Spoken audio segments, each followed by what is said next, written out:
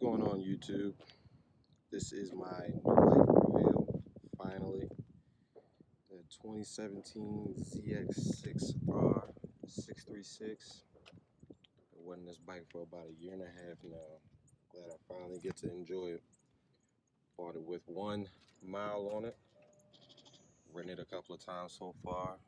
171, as you can see. I love it already.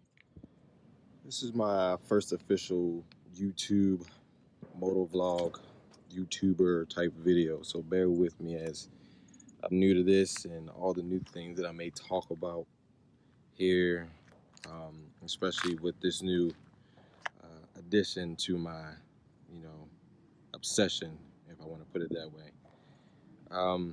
So far, my thoughts of it is best bike I've ridden compared to, my late great 2014 CBR 650F. Turn this off while I'm speaking so I don't kill my battery. Now, obviously, this is a whole total different experience with this bike. With ride, position, it being a full replica racer, so-called, and performance, so on and so forth. I already know it's going to take me a while to get used to riding this. And I can already feel me being hesitant, unlike me riding my CBR 650F before. Maybe it's because of the new rider position, new power that I'm experiencing whatsoever. But so far so good. I'll make other videos coming up, especially with dealing with upgrades and modifications. I may do a 4,000 mile video and an 8,000 mile video, or every so often, just to give you an update on how I'm doing, how the bike feels, my experience behind it, and so on and so forth. As the time goes on with me making these videos, the more experience I come with being experienced in making videos and editing and making this YouTube channel very user friendly and subscriber friendly. I'll definitely do my due diligence in making it as professional as possible. I'll try not to cuss. I could say that, but you know, uh, things may slip, so just fair warning you. But back to the bike. This bike right here has been my dream bike for a long, long time. The aesthetics of it, the way it feels, the power. I've YouTubed so many videos before I can even decide if I wanted to get it. I've ridden other people's bikes, CBRs, Gixxers, unfortunately, and of course the Yamaha, which I almost got over this, but I'm glad I did it because I got to ride one of my buddies' R6, and uh, it's a different feeling, a different experience, but I definitely wasn't comfortable in there. It's a great bike, but it's just not the bike for me. The muffler, of course, is not the best, but of course with EPA and all that stuff, this is about as good as you're going to get with coming from stock, but this will definitely be changed out. Not bad sound right now, but of course, I'm the type of person that believes in if they can hear you, you are safe. So that'll definitely be changed. I feel the foot pegs, I like them a lot compared to my cushy, rubbery, old foot pegs on the CBR 650. Um, Very aggressive type, higher than what it was before. So I'm definitely getting used to that and foot placement and having the hard foot pegs to go on. The seat definitely is a whole lot different. I was so used to, my nice cushy plush seats. Didn't have really much saddle ass per se on my CBR 650, but riding these a couple of times, I've had sore legs so far. But I'm pretty sure I'll get used to it um, as the days go on and my riding experience behind this gets better. As far as the cockpit, I love it a lot. I am used to how the cockpit looks compared to my CBR 650, with it being as wide as it is. I don't really have a big problem with that. I know a lot of people say that that might be one thing that they just have a gripe about, but I'm not the type of person to pick on that. Of course, the way it looks when it's on is great to me. Before, I didn't have the analog tack. I had the digital tack going on with the digital speedometer.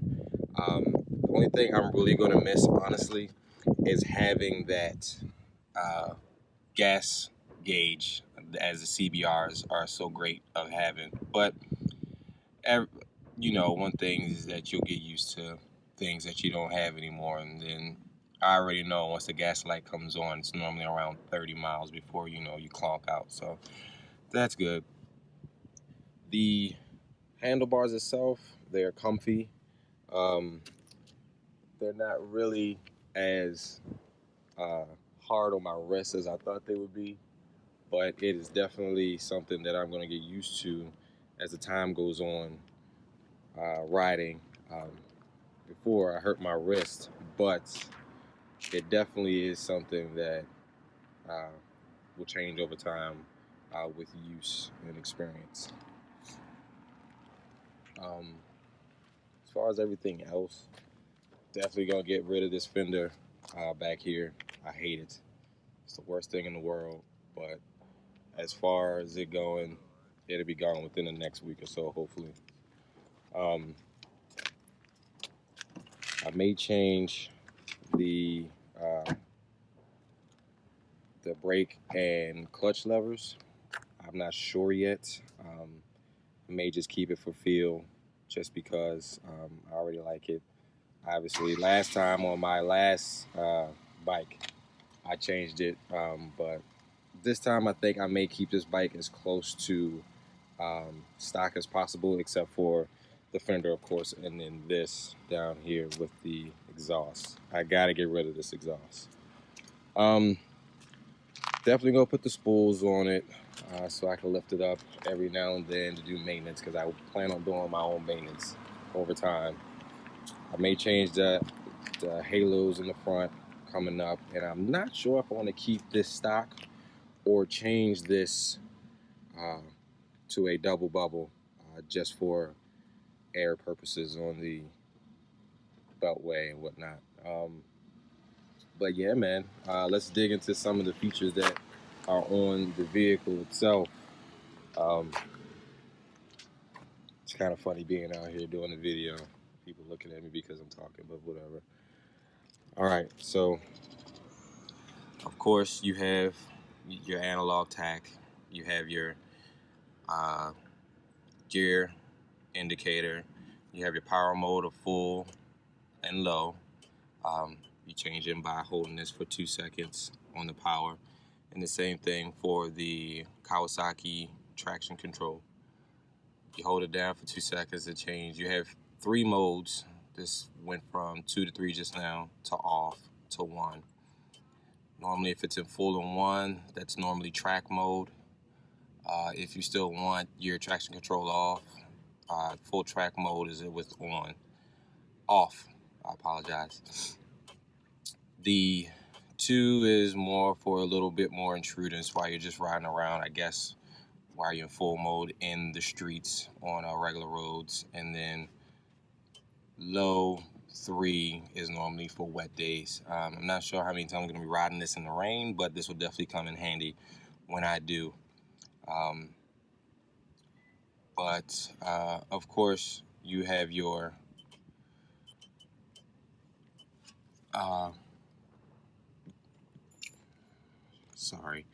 you have your what are these called? I'm drawing a blank right now. Your indicators, turn signals. There we go. You have your horn, of course. Your clutch. I was surprised with the clutch, with it being so close while the clutch is engaging. Riding my buddy's new 2017 R6, his clutch was so far out that I had to get used to that. But I'm glad when I picked this up that my clutch was just out enough for me that I was used to already riding my CBR 650. Of course, you have your Showa suspension in the front with the forks, definitely adjustable. I will eventually get it adjusted to my height and weight, just so it can be a better feeling. Of course, you have your kill switch over here, and then of course your crank. So let me put it in neutral, which is cool because if the bike isn't moving, it will not let you go past neutral at all. I think I like that because on my last bike, I could never really find neutral when I first started riding it, and I don't have this problem now. So good on you, Kawasaki, on putting that there. But here you go.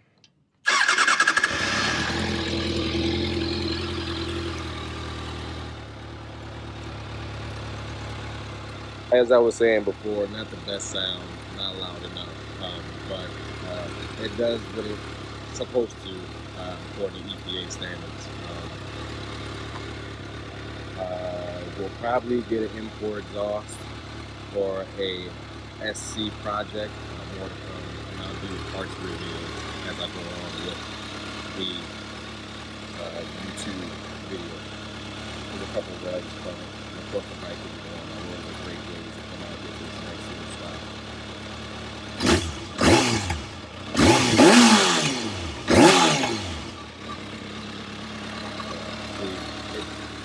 It has a little bit of sound, but start toning it out whatsoever.